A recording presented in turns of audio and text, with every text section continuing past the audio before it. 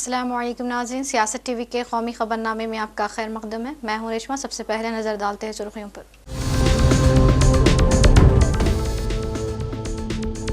दहशतगर्द चाहे जहां भी ठिकाने बना ले, फिजाइया उन्हें नाबूद करने की सलाहियत रखती है। फिजाइया सरबराह का बयान।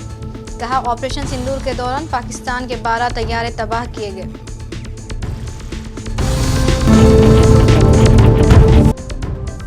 बदतरीन आलमी हालात के बावजूद हिंदुस्तान की मईशत मुस्तहकम है। वज़ीर फाइनेंस निर्मला सीतारमन का दावा। कहा, PPP मंसूबों की जानिब निजी शोबों की दिलचस्पी बढ़ रही है।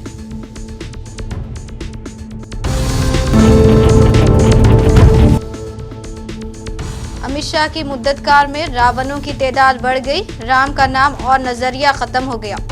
संजय रावत की कड़ी तनकीद।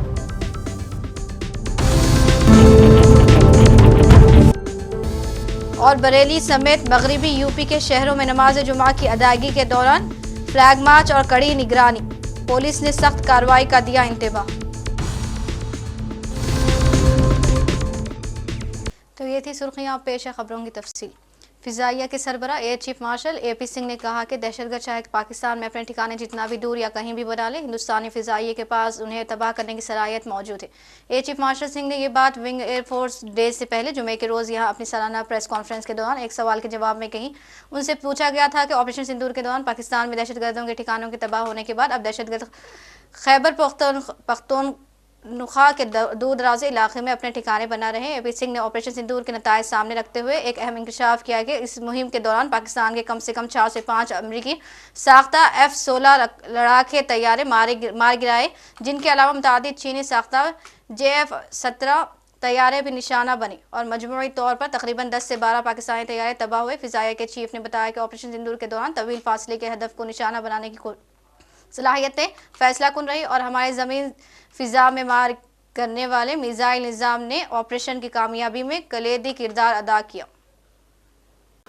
Now it's been almost 4-5 months since that happened. Can you tell us, sir, how many Pakistani aircraft, both on ground and in air, were shot down by the Indian Air Force? And sir, do you think with the proposed induction of 114 Rafales, you would be able to protect the nation in a much better way?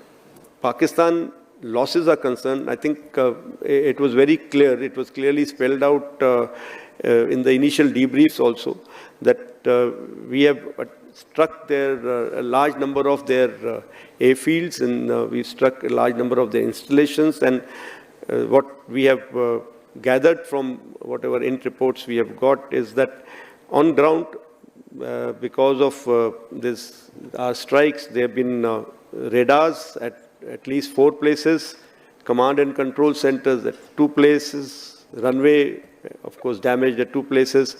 Then 3 of their hangars in 3 different stations have been damaged.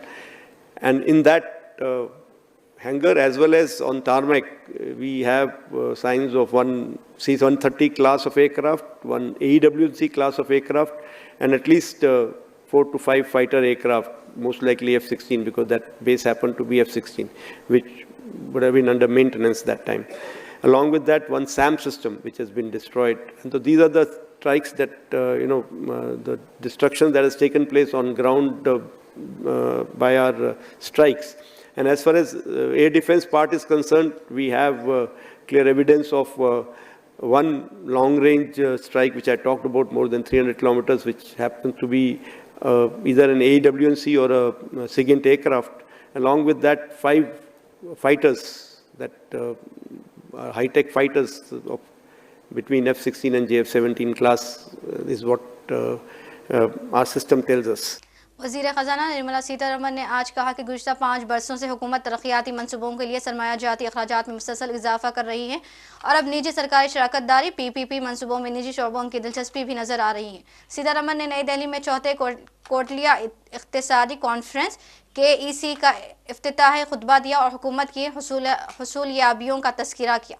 वजारत ख़जाना के ताउन से institute of economic growth के ज़ेर एहतमाम संगीन आलमी गैर यकीनी हालात में खुशहाली के मौजू पर 3 रोज़ा इस कॉन्फ्रेंस में मुल्क व बैरून मुल्क के माहिर इक़्तिसादियात, माहिरीन, पॉलिसी साज और आलमी तंजीमों के नुमाइंदे हिस्सा ले रहे हैं। सीतारमन ने कहा कि इस वक्त पुराने आलमी निज़ाम की बुनियाद इतनी तेज़ी से खिसक रही है कि आगे क्या होगा इसका सही अंदाज़ा लगाना मुश्किल है, लेकिन इन्होंने कहा कि हिंदुस्तानी मईशत अपनी बुनियादों पर कायम है, इसीलिए इस दौर में भी उसकी कारकर्दगी मजबूत है। Fourth edition,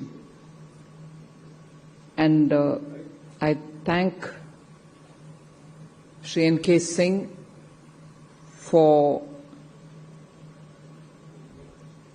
persistently building on edition after edition. The gathering and the domain of experts with whom he gets in touch and brings them over has absolutely meaningful participation, and the outcomes have always been very useful for all of us to see where our next steps should lie. So in that regard, the 4th edition for me gives me the confidence that Indian policy making is guided by a good churn at the conclave, and the outcomes have not just helped in our policy making but also in holding global conferences, and the G20 of 2023 stands out as a classic example, where with some hope we were still able to get thinking heads and observers together to talk about the pressing issues as we saw then, which continue to be pressing issues today, of reforming the multilateral institutions. N.K. Singh did make an observation that further and further dilution of multilateral institutions is chiseling away, if I can say, or chipping away the confidence the global community had that somehow we will be able to come around to strengthening these institutions, because they were the ones which held out during times of need. However, with these thoughts at the back of our minds, let me formally give my thoughts here, which largely pertain to the global situation which a country like India, aspiring to take a twin-track approach to this seeking of prosperity, which has been long denied to us. Not denied by anybody else, but denied by factors which didn't help us to project and move faster, some of our own making and some global situations and the uncertainties. But today, Honorable Prime Minister has actually set the two-track in motion, one being reaching by 2047 a position where you're able to say that you're a developed country. Maharashtra में सियासी बयानबाजियों का दौर थमने का नाम नहीं ले रहा है। एक तरफ शिवसेना, यूबीटी और एकनाथ शिंदे की शिवसेना के दरमियान खूब बयानबाजियां हो रही है, और दूसरी तरफ शिवसेना मरकज के मोदी हुकूमत को भी मुस्तकिल हदफ तनकीद बना रही है। अब शिवसेना रुकन पार्लियामेंट संजय रावत ने मरकजी वजीर दाखिला अमित शाह को निशाने पर लिया है। इन्होंने कहा कि अमित शाह की मुद्दतकार में रावणों की तादाद बढ़ गई है, यानी जब से अमित शाह ने वजीर दाखिला का ओहदा संभाला है तब से रावण के नजरिए वाले लोगों की तादाद सियासत में बढ़ गई है। संजय रावत ने मीडिया से बातचीत करते हुए कहा कि मरकजी वजीर दाखिला अमित शाह की पार्टी के इक़्तिदार में आने के बाद से कई रावण पैदा हो गए हैं। उसके साथ ही अब सच बोलने वालों की तादाद कम हो गई है। वो मजीद कहते हैं कि 10 साल में महाराष्ट्र में इतने रावण पैदा हो गए हैं कि यहाँ आप अगर एक रावण मारेंगे तो 10 रावण सामने आ जाएंगे। जब से अमित शाह ने गद्दी संभाली है तब से सिर्फ रावण ही रावण पैदा हो रहे हैं। उनके आने से रामराज खत्म हो गया है, साथ ही राम का नाम और नजरिया भी खत्म हो गया है। मगरबी उत्तर प्रदेश के कई शहरों में नमाज जुमा की अदायगी के दौरान अमन व अमान कायम रखने के लिए पुलिस और इंतजामिया ने सख्त हिफाजती इंतजाम किए। बरेली की गुज़िश्ता हफ्ते की कशीदगी को मद्देनजर रखते हुए इस बार न सिर्फ बरेली बल्कि अलीगढ़, अमरोहा, मेरठ, मुजफ्फरनगर और नोएडा में भी कड़ी निगरानी की गई और भारी नफरी तैनात की गई। अलीगढ़ में पुराने शहर के हसास इलाकों में रैपिड एक्शन फोर्स और भारी पुलिस फोर्स के साथ फ्लैग मार्च हुआ। एएसपी मेनक पाठक ने बताया कि शहर को 7 सैकड़ों में तकसीम किया गया है। हर सेक्टर में मजिस्ट्रेट और पुलिस अफसर मौजूद है। उनका कहना था कि आवाम को यह पैगाम देना जरूरी है कि इंतजामिया पूरी तरह अलर्ट है और हालात काबू में है। जो कोर शहर का एरिया है उसको 4 सुपर जोन और 4 स्पेशल जोन में बांटते हुए फोर्स का हैवी डिप्लॉयमेंट किया गया है। जितने संवेदनशील पॉइंट्स हैं वहाँ पे फोर्स डिप्लॉय की गई है। 4 एडिशनल एसपी और लगभग 19 एडिशनल एसपी और 30 के करीब सीओज हैं जिनको एरिया और रिस्पॉन्सिबिलिटी बांट के दिया गया है। 8000 के आसपास पुलिस फोर्स की नफरी है जिसको डिप्लॉय किया गया है। इसमें हमारे सिविल पुलिस के लोग हैं, आर्म्ड पुलिस है, पीएसी है, मजिस्ट्रेट्स 250 से ऊपर मजिस्ट्रेट्स हैं जिनका डिप्लॉयमेंट किया गया है। फायर सर्विस की गाड़ियों को डिप्लॉय किया गया है। एलआईयू के लोगों को सादे कपड़ों में डिप्लॉय किया गया है इंटेलिजेंस गैदरिंग के लिए। तो एहतियातन जितने भी स्टेप्स लिए जाने हैं, ड्रोन के माध्यम से भी निगरानी करा रहे हैं, वो सारे लिए जा चुके हैं। बहुत ही वृहद स्तर पर संवाद धर्मगुरुओं से और संभ्रांत व्यक्तियों से स्थापित किया गया है। सभी धर्मगुरुओं ने अपील भी जारी की है कि लोग अपना नमाज पढ़ें और शांतिपूर्ण तरीके से घर पे वापस चले जाएं। तो कहीं किसी आयोजन का कोई किसी के द्वारा कॉल नहीं दिया गया है, ना ही किसी आयोजन के संबंध में कोई किसी प्रकार की सूचना दी गई है। सब कुछ शांतिपूर्ण तरीके से संपन्न होगा, कोई समस्या नहीं। हाँ, जो पुलिस बल है, जो पुलिस बल लगाया गया है उसके द्वारा अलग अलग पॉइंट्स पे अलग अलग स्थानों में फ्लैग मार्च किया जा रहा है। ये एरिया डोमिनेशन एक्सरसाइज होती है ताकि ये मैसेज लोगों में जाए, एक तो कि पुलिस की मौजूदगी हर जगह है और पुलिस की एक्सेस हर जगह है। कोई भी एरिया ऐसा नहीं है जो पुलिस की निगरानी से अछूता हो।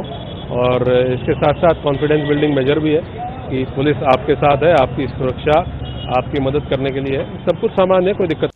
बरेली में जिले मजिस्ट्रेट अविनाश सिंह और एसएसपी अनुराग आर्या ने नमाज से कबल पुलिस फोर्स के साथ फ्लैग मार्च किया। मसाजिद के इतराफ पुलिस एहलकारों की बड़ी तादाद मौजूद रही ताकि किसी भी नाखुशगवार वाक़े को रोका जा सके। जिला मजिस्ट्रेट ने कहा कि गुज़िश्ता जुमे को नमाज के बाद कुछ अनासिर ने हालात बिगाड़ने की कोशिश की थी जिस पर फौरी काबू पाया गया, इसीलिए इस बार इंतजाम मजीद सख्त किया गया है। इन्होंने वाज़ेह किया कि किसी बेगुनाह को परेशान नहीं किया जाएगा, लेकिन शर सरपसंदों के खिलाफ सख्त कार्रवाई होगी। रुकने पार्लिमान चंद्रशेखर आजाद ने बरेली के हालात पर गहरी तशवीश जाहिर करते हुए इल्जाम लगाया है कि यूपी के चीफ मिनिस्टर योगी आदित्यनाथ की वजह से हालात खराब हो रहे हैं। उनका कहना था कि बरेली में जिस तरह से जुल्म हो रहा है और बुलडोजर चलाए जा रहे हैं, इस पर सभी जमातों को आगे आकर मजम्मत करनी होगी। याद रहे कि चंद्रशेखर आजाद को बरेली के दौरे से रोक दिया गया था, जिसके बाद उनका ये बयान सामने आया है। क्यों बना, इससे पूरा प्रदेश और देश वाकिफ। जिस तरह का अन्याय वहां हुआ है, पहले अधिकारियों में और आम जनता में सामंजस्य बनता था चीजों को संभालने के लिए। भाई, लोकतांत्रिक व्यवस्था है, अगर कहीं कुछ गलत हुआ है तो लोग विरोध करेंगे। विरोध का भी एक अस्त्र होता है, एक मर्यादा होती है, एक सीमा होती है कि हमें कानून को हाथ में नहीं लेना है। लेकिन जिस तरह से हमें दिख रहा है कि सामने वाली छत से पत्थर आ रहा है और आरोप आप किसी और पे लगा रहे हैं और फिर लाठीचार्ज हो रहा है। 82 से ज्यादा लोग जेल चले गए हैं, 2000 लोगों पे मुकदमा हुआ है। जहां तक मैंने देखा, मैंने कई जगह की घटनाएं देखी, हालांकि मैं सहमत नहीं हूं कि पुलिस में और आम लोगों में टकराव, क्योंकि पुलिस भी हमारा हिस्सा, इसी सोसाइटी का हिस्सा है और वो हमारी प्रोटेक्शन के लिए, कानून व्यवस्था संभालने के लिए है, लोगों को न्याय दिलाने मदद करने के लिए। लेकिन इस तरह कोई घटना बड़ी दिखाई नहीं दी कि पुलिस के साथ कोई सामने टकराव हो रहा है। जबकि उत्तर प्रदेश में कई ऐसी बड़ी घटना हुई है जहां पुलिस को मजबूरी में पीछे हटना पड़ा है। हमारे सामने फतेहपुर का उदाहरण है कि वहां मकबरे पे क्या हुआ था। ये जो भय का माहौल वहां बना है, लगातार मेरी वहां के बहुत जिम्मेदार लोगों से बात हो रही। 17 तारीख को हमारा सम्मेलन था, वहां मैं गया था। 12-15 दिन के उसमें कितना बदलाव है बरेली में कि आज लोग वहां डर के साए हैं। बुरा ये है कि उनकी धार्मिक आस्थाओं को भी ठेस पहुंचाई जा रही है, वो नमाज नहीं पढ़ पा रहे हैं, उनके घरों में बुलडोजर चल रहा है। एक नई प्रथा जो उत्तर प्रदेश में लागू हुई है, ये कानून का राज नहीं हो सकता है। जो जमीन, जो चीज 70 साल से बनी हुई है, अचानक से वो आज घटना हुई, सुबह वेद होगी, उस पर बुलडोजर चल गया है। इसको किस तरीके से देखा जाए? आप कोई जांच नहीं कर रहे हैं, आप निर्दोष लोगों को जेल भेज रहे हैं। ये जो अन्याय है, ये अन्याय अगर हम सहते हैं तो फिर हमें भी कल जवाब देना पड़ेगा। वो सुना ना आपने, जलते घर को देखने वाले, फूंस का छप्पर आपका है, आग के पीछे तेज हवा है, आगे मुकद्दर आपका है। तेरे कत्ल पे मैं भी चुप था, मेरा नंबर अब आया, मेरे कत्ल पे तू भी चुप है, अगला नंबर आपका। ये कल, आज जो वहां हो रहा है, कल उत्तर प्रदेश के किसी और जिले में भी होगा। कब तक चुप्पी रखेंगे? मेरे पास बहुत काम है, लेकिन जब वो अन्याय हुआ और वहां के लोगों ने मुझसे अपील की कि आपको आना चाहिए, अब बड़ी बड़ी सब लोग बड़ी बड़ी बातें करते हैं, लेकिन मुसीबत में कौन आता है साथ, ये देखने की बात है। तो मेरी ये जिम्मेदारी बनती है कि आज जाके उनका हाथ पकड़ूं, उनके आंसू पूछूं, उनकी आवाज बनूं, उनके साथ जो अन्याय हो रहा है उसको लोगों के सामने लाऊं। और मैं करूंगा क्या जाके वहां, मैं कोई भीड़ तो जुटा नहीं रहा, मैं जाके पीड़ितों को सुनूंगा। ऐसा क्या हुआ जी सच्चाई को छिपाने के लिए, वहां जाने से रोकने के लिए इतना बड़ा जो है पुलिस बल लगाया गया है। मेरी पुलिस से कोई लड़ाई थोड़ा ही है भाई, कहीं कोई घटना हुई है तो हम लोग राजनीति कर रहे हैं, हम लोग लोगों की आवाज की बनने की लड़ाई लड़ रहे हैं। तो अगर हम लोग उनके बीच में नहीं जाएंगे, उनको सुनेंगे नहीं, तो बताएंगे कैसे, फिर उस पर न्याय कैसे होगा। तो वहां जो अन्याय हो रहा है वो रुके, वहां जो निर्दोष लोगों पे कार्रवाई हो रही है वो कार्रवाई खत्म हो, वो जो वहां जो डर का माहौल है, भय का माहौल है, वो एक अच्छे माहौल के रूप में, सौहार्दपूर्ण माहौल के रूप में उभरे। आज विजयदशमी है, कल जुमे की नमाज है, ये जो माहौल बना हुआ है इसमें लोगों को कुचला ना जाए। मैं बहुत जिम्मेदारी से कह रहा हूं कि लोकतंत्र को कुचला जा रहा है बरेली में, और अधिकारियों की, एडमिनिस्ट्रेशन की जिम्मेदारी है कि वो लोगों में इस तरह का जो है सामंजस्य, सौहार्दपूर्ण माहौल जो है बहाल कराएं कि लोगों का ये भय खत्म हो और ये जो अन्याय हो रहा है ये खत्म। कौमी सलामती कानून के तहत गिरफ्तार सोनम वांगचुक की अहलिया गीतांजलि जे अंगमू ने इनकी रिहाई के लिए सुप्रीम कोर्ट का दरवाजा खटखटाया है। मोहतरमा अंगमू ने आइन के आर्टिकल 32 के तहत अर्जी दायर की, जिसमें इन्होंने अपने शोहर की गिरफ्तारी को गैर कानूनी करार दिया। इन्होंने अपनी अर्जी में अपने शोहर पर NSA लगाने पर सवाल उठाते हुए दावा किया कि उनकी गिरफ्तारी गैर कानूनी और ज़ाब्तों की खिलाफ वर्जी है। उनका यह भी कहना है कि गिरफ्तारी के बाद से उनका अपने शोहर से कोई राब्ता नहीं हो पाया। काबिल जिक्र है कि वांगचुक इस वक्त राजस्थान की जोधपुर सेंट्रल जेल में बंद है। लद्दाख को अलग रियासती दर्जा देने के मुतालबे के दौरान हुए एहतजाज के बाद उन्हें 26 सितंबर को गिरफ्तार किया गया था। इस मुजाहरे के दौरान हुए तशद्दुद में 4 अफराद की मौत हो गई थी। लेह में जो भी पिछले 6 दिनों में विशेषकर और उससे पहले 4 सालों में चल रहा है, वो बहुत ही एक सैड और अनफॉर्चुनेट इंसिडेंट है। लेह के लोगों से ज्यादा कोई इतना शांति प्रिय, पेट्रियोटिक, नेशनलिस्ट नहीं है। ये गवाह है हिस्ट्री कि चाहे वो कारगिल का वॉर हो और उसके पहले लद्दाख स्काउट्स हो, या एक common person on the street को जो भारत से प्यार है और जो देशभक्ति है, वो मतलब सराहनीय है। तो फर्स्ट ऑफ ऑल ऐसे रीजन में कर्फ्यू लगाना is absolutely wrong and we condemn it. Secondly, इस कर्फ्यू का ये कॉज बताना कि यूथ ने प्रोटेस्ट किया, ये second thing is what we condemn, because youth उस दिन शांति प्रिय तरीके से प्रोटेस्ट कर रहे थे। अगर सीआरपीएफ ने टीयर गैस नहीं चलाई होती तो ये एक बहुत पीसफुल प्रोटेस्ट होने जा रहा था, क्योंकि हमारे इंस्टीट्यूशन के स्टाफ और स्टूडेंट्स ने हमसे लीव मांग के वहां जाने के लिए रिक्वेस्ट किया था। और पिछले 5 सालों में और 10 सालों में, जब से ये 6th शेड्यूल स्पेशली चल रहा है, ये हमने देखा है कि सोनम वांगचुक के नेतृत्व में जो भी अनशन हुए हैं, जो भी पदयात्राएं हुई हैं, वो एब्सोल्युटली गांधीयन तरीके से, एब्सोल्युटली नॉन वायलेंस को फॉलो करते हुए हुई हैं। सोनम वांगचुक सिर्फ एक साइंटिस्ट नहीं है, वो एक युवा पीढ़ी के इंस्पिरेशन भी हैं। उनको लोग सिर्फ ऐसे ही नहीं प्यार करते या इज्जत करते क्योंकि वो सिर्फ एक साइंटिस्ट हैं। साइंटिस्ट होने के साथ साथ वो ह्यूमैनिटेरियन हैं टू स्टार्ट विद। उनको लोगों के दर्द का पता होता है। उन्होंने अपना करियर, जो कि वो फॉरेन में जाके भी रह सकते थे, बचपन में ही उसको इंजीनियरिंग से कन्वर्ट करके एजुकेशन में वो आए, क्योंकि उनको युवा पीढ़ी की दर्द थी। उन्होंने अपनी पूरी जिंदगी ग्रास रूट लेवल में एजुकेशन पे काम करने। और आखिर में सुर्खियों पर एक और नजर। दहशतगर्द चाहे जहां भी ठिकाने बना ले, फिजाइया उन्हें नाबूद करने की सलाहियत रखती है। फिजाइया सरबराह का बयान। कहा, ऑपरेशन सिंदूर के दौरान पाकिस्तान के 12 तैयारे तबाह किए गए।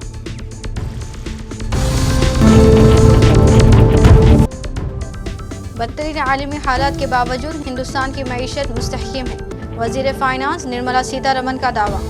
कहा, PPP मंसूबों की जानिब निजी शोबों की दिलचस्पी बढ़ रही है।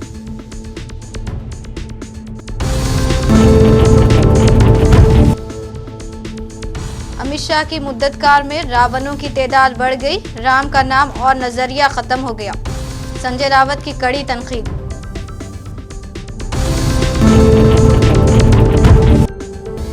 और बरेली समेत मगरिबी यूपी के शहरों में नमाज जुमा की अदायगी के दौरान फ्लैग मार्च और कड़ी निगरानी, पुलिस ने सख्त कार्रवाई का दिया इंतबाह। इसी के साथ कौमी खबरनामा इख्तिताम को पहुंचता है। मुझे दीजिए इजाजत। अल्लाह हाफिज।